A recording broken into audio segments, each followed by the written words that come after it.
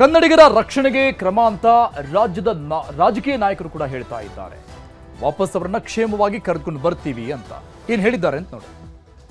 ನನ್ನ ಪ್ರಕಾರ ಖಮೇನಿ ಮೇಲೆ ಮಾಡಿರ್ತಕ್ಕಂಥ ವಾರ ಇದೆಯಲ್ಲ, ಒಂದು ಕಡೆ ಶಾಂತಿ ಮಂತ್ರ ಹೇಳ್ತಾರೆ ಅಮೆರಿಕದ ಟ್ರಂಪು, ಇನ್ನೊಂದು ಕಡೆ ಯುದ್ಧ ಮಾಡಿಸ್ತಾರೆ. ಖಮೇನಿ ಹತ್ಯೆ ಆಗಿದೆ, ಅವರ ಆತ್ಮಕ್ಕೆ ಚಿರಶಾಂತಿ ದೊರಕಲಿ ಅಂತೇಳಿ ನಾನು ಪ್ರಾರ್ಥನೆ ಮಾಡ್ತೇನೆ. ದುಬೈನಲ್ಲಿ ಬಂದಾಗಿದೆ ಏರ್ಪೋರ್ಟು, ಅದು ತೆರವು ಮಾಡಿದ ತಕ್ಷಣ ಅವ್ರನ್ನ ಕರ್ಕೊಬರೋಕ್ಕೆ ಸೇಫಾಗಿ ಕರ್ಕೊಬರಲಿಕ್ಕೆ ಪ್ರಯತ್ನ ಮಾಡ್ತೀವಿ. ಇದು ಶಾಂತಿ ಮೂಡಿಸ್ಬೇಕು. ಇಡೀ ನಾವೆಲ್ಲ ಶಾಂತಿಗೋಸ್ಕರ ಪಠಣ ಮಾಡಬೇಕು. ನಾವು ಶಾಂತಿಯಿಂದಲೇ ನಮ್ಮ ಜನರನ್ನ ಉಳಿಸ್ಕೊಳ್ಬೇಕು. ಯಾರ ಆಸ್ತಿ ಪಾಸ್ತಿಗೂ ನೋವಾಗಬಾರ್ದು. ಇದು ನಮ್ಮ ಮೂಲ ಉದ್ದೇಶ, ನಮ್ಮ ಭಾರತ. ಅದಕ್ಕೆ ನಾವು ಕೇಂದ್ರ ಸರ್ಕಾರಕ್ಕೂ ಒತ್ತಾಯ ಮಾಡ್ತಾ ಇದ್ದೀವಿ. ಕನ್ನಡಿಗರೆಲ್ಲ ಎಲ್ಲರಿಗೂ ಅಷ್ಟೇ, ನಮ್ಮ ದೇಶದ ಎಲ್ಲ ಪ್ರಜೆಗಳಿಗೆ ಇವತ್ತು ಏನಾದ್ರು ಸೌದಿ ಅರೇಬಿಯಾ ಬದುಕ್ತಾ ಇದೆ ಅಂತಂದರೆ, ನಮ್ಮ ತಂಡ ನಮ್ಮ ದೇಶಗಳಿಂದ, ನಮ್ಮ ಭಾರತ ದೇಶದಿಂದ, ದಕ್ಷಿಣ ಭಾರತದಿಂದ ಎಲ್ಲರೂ ಹೋಗಿ ಅಲ್ಲಿ ವೃತ್ತಿ ಮಾಡಿಕೊಂಡು ಕೆಲಸ ಮಾಡಿ, ಒಂದೊಂದು ಕುಟುಂಬದಲ್ಲಿ ಈಗ ಕೇರಳಲ್ಲಿ ಮತ್ತು ನಮ್ಮ ಮಂಗಳೂರು ಕಡೆ ಎಲ್ಲ ಒಂದೊಂದು ಕುಟುಂಬಕ್ಕೆ ಒಬ್ಬರಾರು ಇರ್ತಾರೆ. ಅಲ್ಲಿ ಹೋಗಿ ಕೆಲಸ ಮಾಡಿ ಇವತ್ತು ಆ ದೇಶ ಬೆಳ್ಕೊಂಡು ಬಂದಿದೆ. ಸೊ ಅವರು ಬದುಕ್ತಾ ಇದ್ದಾರೆ, ಆ ದೇಶಕ್ಕೂ ಬೆಳೆಸ್ತಾ ಇದ್ದಾರೆ. ಹಾಗೆ ಇವತ್ತು ನಾವು ಪರಸ್ಪರ ಆ ದೇಶಕ್ಕೆ ಈಗೇನೋ ರಕ್ಷಣೆ ಕೊಡ್ತಾ ಇದ್ದೀವಿ. ಪ್ರತಿ ಗಂಟೆನೂ ಕೂಡ ಸಂದೇಶಗಳನ್ನು ಫೋನಲ್ಲಿ ಕಳಿಸ್ತಾ ಇದ್ದಾರೆ ಅಂತೇಳಿ ತಿಳಿಸಿದ್ರು. ನಾನು ಅನೇಕರಿಗೆಲ್ಲ ಫೋನಲ್ಲಿ ಟ್ರೈ ಮಾಡ್ತಾ ಇದ್ದೀನಿ. ನಮ್ಮ ಸರ್ಕಾರ ಈಗಾಗಲೇ ಮಾರ್ಗದರ್ಶನ ಕೂಡ ಕೊಟ್ಟಿದೆ.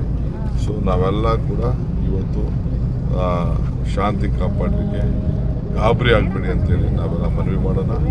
ಖಂಡಿತ ಇವತ್ತು ಭಾರತಕ್ಕೆ ಒಂದು ದೊಡ್ಡ ಗಂಡಾಂತರ ಇದರಿಂದ ಬಂದಿದೆ. ಅಲ್ಲ, ಇದು ಡಿಫಿಕಲ್ಟ್ ಸಿಚುವೇಶನ್. ಯಾಕಂದ್ರೆ ಫ್ಲೈಟ್ ಮೂವ್ಮೆಂಟ್ ಆಗ್ತಾ ಇಲ್ಲ. ನನ್ನ ಗಮನಕ್ಕೂ ಬಂದಿದೆ. ನಾನು ಇವತ್ತು ಡೆಲ್ಲಿಗೆ ಹೋಗ್ತಾ ಇದ್ದೇನೆ. ಸಂಬಂಧಿಸಿದ ಮಂತ್ರಿಗಳ ಜೊತೆಗೆ ಮಾತುಕತೆ ಮಾಡಿ ಕನ್ನಡಿಗರೇನು ಸಿಕ್ಕಾಕೊಂಡಿದ್ದಾರೆ ಅವ್ರನ್ನ ವಾಪಸ್ ತರುವುದರ ಬಗ್ಗೆ ನಾವು ಗಂಭೀರವಾಗಿ ಪ್ರಯತ್ನ ನಮ್ಮ ಸರ್ಕಾರ ಯಾವತ್ತಲೂ ಮಾಡ್ತದೆ. ಯಾಕಂದ್ರೆ ಎಲ್ಲೆಲ್ಲಿ ಮೋದಿ ಸರ್ಕಾರ ಬಂದ ನಂತರ ಅತ್ಯಂತ ಕಠಿಣ ಪ್ರದೇಶದಲ್ಲಿ ಉಕ್ರೇನಿಂದ ಹಿಡ್ಕೊಂಡು ಎಲ್ಲೆಲ್ಲಿ ಸಿಕ್ಕಾಕೊಂಡಿದ್ದಾರೆ ಅವರನ್ನ ಅತ್ಯಂತ ಯಶಸ್ವಿಯಾಗಿ ಕರ್ಕೊಂಡು ಬಂದಿರುವಂತ ಸರ್ಕಾರ ನಮ್ದು ಮೋದಿ ಸರ್ಕಾರ. ಹಾಗಾಗಿ ಇಲ್ಲೂ ಏನದ ಅದನ್ನ ನಾವು ಅಟೆಂಡ್ ಮಾಡ್ತೀವಿ. ಆದ್ರೆ ಬಹಳ ಪ್ರಕ್ಷುಬ್ಧ ಸ್ಥಿತಿ ಇದೆ.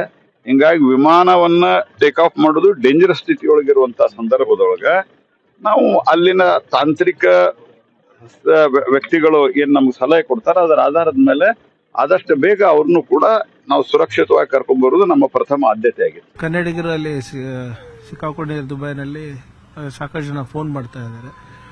ನಮ್ಮ ಕಲಬುರಗಿಯಿಂದನೂ ಕೂಡ ಒಂದು 8 ಜನ ಅಲ್ಲೇ ಸಿಕ್ಕಾಕೊಂಡಿದ್ದಾರೆ. ಅಲ್ಲಿಂದನೂ ಕೂಡ ಅವರ ಪೋಷಕರೆಲ್ಲರೂ ಫೋನ್ ಮಾಡಿದ್ದಾರೆ. ಸೊ ಸದ್ಯಕ್ಕೆ ಮಿನಿಸ್ಟ್ರಿ ಆಫ್ ಎಕ್ಸ್ಟರ್ನಲ್ ಅಫೇರ್ಸ್ ಏನು ಡೈರೆಕ್ಷನ್ಸ್ ಅನ್ನು ನೀಡಿದೆ, ಎಲ್ಲಿದ್ದೀರಾ ಅಲ್ಲೇ ಇರಿ, ಯಾವಾಗ ವಿಮಾನ ಹಾರಾಟ ಪ್ರಾರಂಭ ಆಗುತ್ತೆ ಅವಾಗ ನಾವು ಮಾಡ್ತೀವಿ ಅನುಕೂಲ.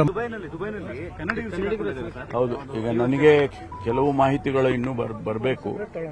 ಮಕ್ಕಳು ಇಲ್ಲಿಂದ ಚಿಕ್ಕಬಳ್ಳಾಪುರದ ಜಿಲ್ಲೆಯಲ್ಲಿ ಸುಮಾರು 150 ಜನ ಅವರೆಲ್ಲ ಶಾಲೆ.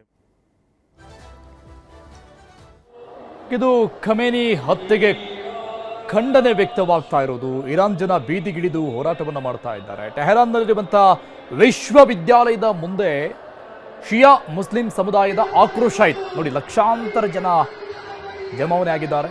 ಯಾವಾಗ ಆಯತುಲ್ಲಾ ಅಲಿ ಖಮೇನಿ ಇರಾನ್ನ ಪರಮೋಚ್ಚ ನಾಯಕನ ಹತ್ಯೆ ಅನ್ನುವಂಥ ವಿಚಾರ ಗೊತ್ತಾಯಿತು, ಅಧಿಕೃತ ಆಯಿತು, ಅವಾಗಿಂದ ಈ ಆಕ್ರೋಶ ವ್ಯಕ್ತವಾಗ್ತಾ ಇದೆ. ಇರಾನ್ನಲ್ಲಿ ಹೈ ಅಲರ್ಟ್ ಘೋಷಣೆ ಮಾಡಲಾಗಿದೆ. ಸೈರನ್ ಕೂಗ್ತಾ ಇರುವಂತಹ ಧ್ವನಿಯನ್ನು ನೀವು ಕೇಳಿಸ್ಕೊಳ್ಬಹುದು. ಇರಾನ್ನಲ್ಲಿ ಹೈ ಅಲರ್ಟ್ ಘೋಷಣೆ ಆಗಿರುವಂತಹ ಸಂದರ್ಭ ಆಯಿತು. ಸೊ ಅದರ ಸೈರನ್ ಮೊಳಗ್ತಾ ಇದೆ. ಕರಾಚಿಯಲ್ಲಿ, ಪಾಕಿಸ್ತಾನದ ಕರಾಚಿಯಲ್ಲಿ ಕಿಚ್ಚು. ಇಲ್ಲಿ ಕೂಡ ಶಿಯಾ ಸಮುದಾಯದ, ಮುಸ್ಲಿಂ ಸಮುದಾಯದ ಜನರು ಬೀದಿಗಿಳಿದು ಆಕ್ರೋಶವನ್ನು ವ್ಯಕ್ತಪಡಿಸಿದ್ದಾರೆ. 10ಕ್ಕೂ ಹೆಚ್ಚು ಪ್ರತಿಭಟನಾಕಾರರ ಸಾವೇ ಆಗಿ ಹೋಗಿದೆ ಇಲ್ಲಿ. ಸೊ ಪ್ರತಿಭಟನೆಯ ಕಿಚ್ಚು ಆಪರಿ ಇತ್ತು. ಅಮೆರಿಕದ ಕಾನ್ಸುಲೇಟ್ ಕಚೇರಿ, ಅಲ್ಲಿದ್ದಂತಹ ಅಮೆರಿಕದ ಕಾನ್ಸುಲೇಟ್ ಕಚೇರಿಯನ್ನು ಧ್ವಂಸ ಮಾಡಿದ್ದಾರೆ. ದೊಣ್ಣೆ ಕಲ್ಲುಗಳಿಂದ ಹೊಡೆದು ದಾಂಧಲೆನೇ ಆಗೋಗಿದೆ.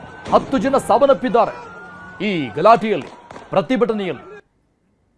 ವಿಶ್ವಸಂಸ್ಥೆ ಕಚೇರಿ ಎದುರಿಗೆ ಕೂಡ ಪ್ರತಿಭಟನೆ ಆಗಿದೆ.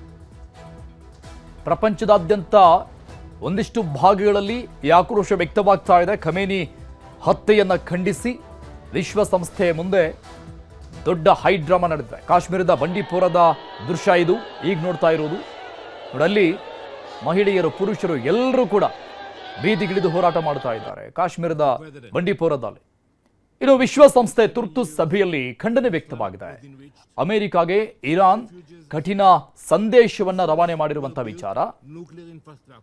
ತುರ್ತು ಸಭೆಯನ್ನ ಕರೆಯಲಾಯಿತು ವಿಶ್ವಸಂಸ್ಥೆಯಲ್ಲಿ. ಅಲ್ಲಿ ಈ ಒಂದು ಮೂಮೆಂಟ್ಗೆ ಖಂಡನೆ ವ್ಯಕ್ತವಾಗಿದೆ.